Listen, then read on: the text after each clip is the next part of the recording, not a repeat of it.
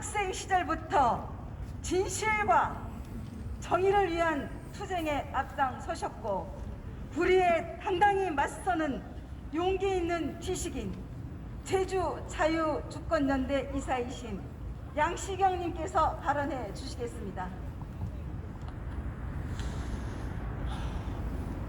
예, 반갑습니다. 제가 이 자리에 서면서 먼저 속지 않은 말씀을 드리겠습니다. 박근혜 대통령님이 탄핵될 당시 이 탄핵에 대해서 비판하는 사람들을 저는 아주 의아스럽게, 아주 바보스럽게 봤습니다. 그런데 작년 4.15 총선을 제가 거치면서 야, 우리 대한민국 그야말로 개판이구나. 우리 대한민국 이대로 가다가는 신문하고 말겠구나. 그래서 저는 한가닥 사법부와 언론, 거대 시민사회단체 믿었습니다. 양심적인 목소리를 낼 거라 믿었습니다. 하지만 현실은 그렇지 않았습니다. 알면서도 침묵하고 있습니다. 침묵하는 것은 공범자들입니다. 저는 조그만 사업을 합니다. 사업하면서 바른 목소리를 낸다는 것은 아주 많은 길로 갈 거라고 주변 사람들이 많은 얘기를 합니다. 하지만 제가 갖고 있는 양심 때문에 작년 7월 7일부터 국토 체남단 마라도에서 4.15 부정선거 검찰은 진실을 규명하라, 4.15 부정선거를 은폐하는 문재인은 감옥이란 구호를 외치면서 1인 시위를 시작했습니다. 7월 14일에는 제가 한라산 정상 백록담에 가서 우리 대한민국이 무너지고 있습니다. 한라산님, 이대로 방치할 겁니까? 한라산님께 호소했습니다. 시내 대학로에서 노영 로터리에서 오늘 아침까지 장당 6개월을 걸쳐서 1인 시위도 하고 차량 시위도 했습니다. 언론에 길들여진, 언론의 왜곡에 수치된 많은 국민들은 저를 바라보면서 또라이라고 손짓하고 가는 경우도 많습니다. 저는 그분들 탓하지 않습니다. 문재인 정부가 자신들 패거리의 이익을 얻기 위해서 국민들을 도구로 만들고 있습니다. 그의 언론과 사법부와 지식인들이 같이 동조하고 있습니다. 이렇게 되면 우리나라는 베네수엘라처럼 침몰하고 맙니다. 침몰하는 것은 순식간입니다. 투표 부정이 이루어졌다는 것은 민주주의가 사망했다는 겁니다. 민주주의가 사망했다는 것은 그 땅에 사는 사람들은 다 노예로 살 수밖에 없습니다. 저는 노예로 살고 싶지 않습니다. 여러분들 신문방송이 말하지 않아서 부정선거에 대해서 많이 알지 못하고 있습니다. 아주 나열하기 힘들 만큼 많습니다. 몇 가지만 말씀드리겠습니다. 사전투표가 이루어졌을 때 예전에는 11%였던 사전투표율이 이번에는 26%로 급상승했습니다. 그러면서 여러분은 개표 과정에서 봐서 알겠지만은 당일 투표에서 잘 이겼던 후보가 사전투표함이 열리면서 역전 나가면서 떨어진 경우가 허다합니다. 그것은 사전투표를 조작했기 때문에 강합니다. 그 조작했던 것을 선거관리위원회는 간접 시인하고 있습니다. 왜냐? 사전투표 통합 명부를 제출하지 않고 있습니다. 그것을 제출하는 순간 자신들이 조작했다는 것이 드러나기 때문에 두려워서 그렇습니다. 그리고 공직선거법 제151조 6항에는 사전투표용지에는 반드시 바코드를 사용하라고 했는데 QR코드를 사용했습니다. 명백하게 법을 위반했습니다. 그런데 이거 역시도 깔아뭉개고 있습니다. QR코드를 사용해야만이 사전투표에서 컴퓨터 조작이 용이하기 때문에 그런 식으로 했다고 저희들은 추측하고 있습니다. 그리고 저는 지난 4월 15일 총선에서 출구조사 결과를 보면서 놀라웠습니다. 당일 투표에서는 통계를 조합해 봤을 때 당시 야당이 이겼는데 출구조사에서는 여당이 압도적으로 이긴 걸로 나왔습니다. 출구조사가 제대로 됐다면 야당이 이긴 것으로 나와야 됩니다. 왜냐? 사전투표를 출구조사 안 했기 때문에. 이것은 무엇을 말하느냐?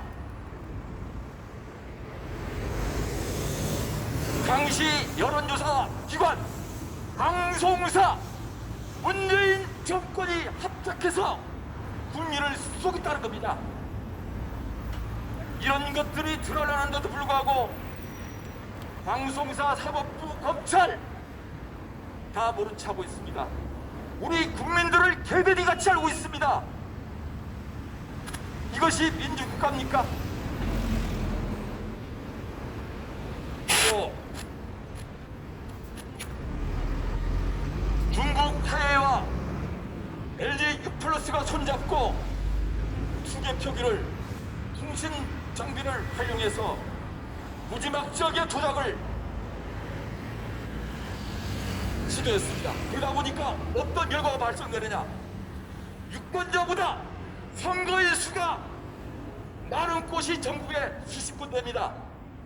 파주시 진등일본인 경우에 유권자가 167명인데 투표자 수가 207명이 나왔습니다.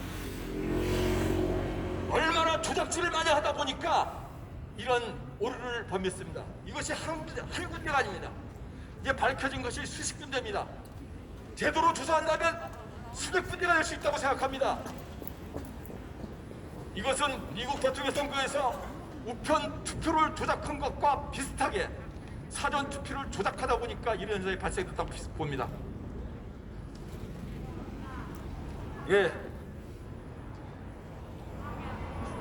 4.15 부정선거에 진실을 아는 후보자와 많은 지식인들, 시민들이 전국적으로 119곳에 이 선거는 부정이다 해서 소송을 제기했습니다.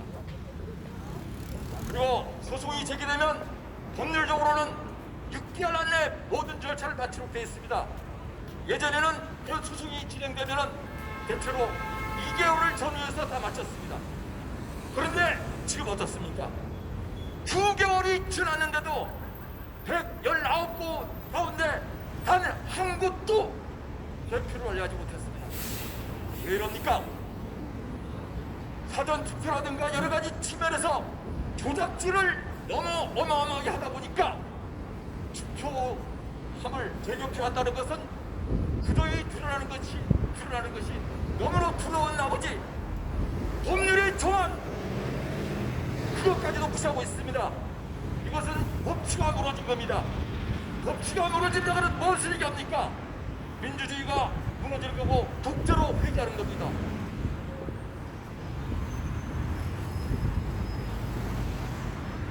문재인 정부는 출범하면서 정의롭고 공정하고 민주적인 나라, 자신과 생각이 틀려도 정부에 등용시키면서 통합하는 나라를 만들겠다고 공언했습니다. 광화문 광장에서 격이 없이 토론하면서 우리 한국 사회에 당면된 화제들을 갈등을 풀겠다고 공언했습니다. 그런데 지금 어떻습니까? 제대로 기자회견도 못하고 있습니다. 기자들이 질문하는 것이 두려워서 이런 사람이 어떻게 국민들을 만나서 토론하려고 하겠습니까? 여러분, 호소드립니다. 그동안 우리 선열들은 보릿고개의 힘든 시기를 피와 땀으로 불안을 겪으면서 오늘 이렇게 좋은 나라로 불려놓았습니다. 그런데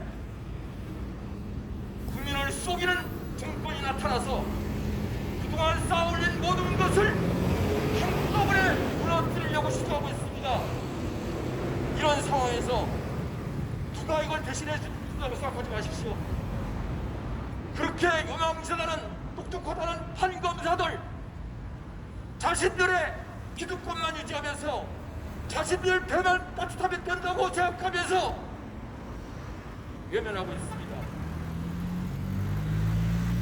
이 나라의 주인인 우리 집권자, 우리 국민 여러분들이 우리를 자신들이 주인 노릇을 제대로 해야만 되겠습니다.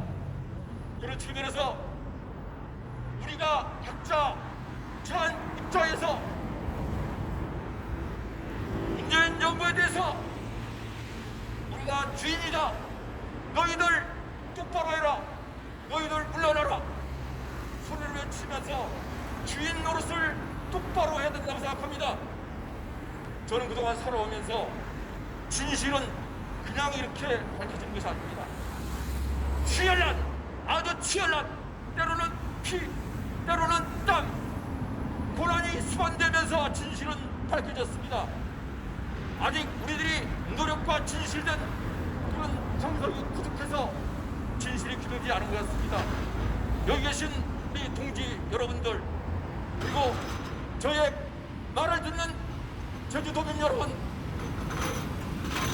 방송에, 언론에, 청와대의 거짓에 선동하지 마시고 현실을 직시하면서 왜 이렇게 80세 넘은 어르신들이 수년에 걸쳐서 거리에서 추위를 받아오고 이렇게 울부짖는지 한번 유튜브 영상을 통해서 한번 확인해 오세요. 여러분, 주인 노릇 제대로 해야만이 우리 자신도 우리 후손도 제대로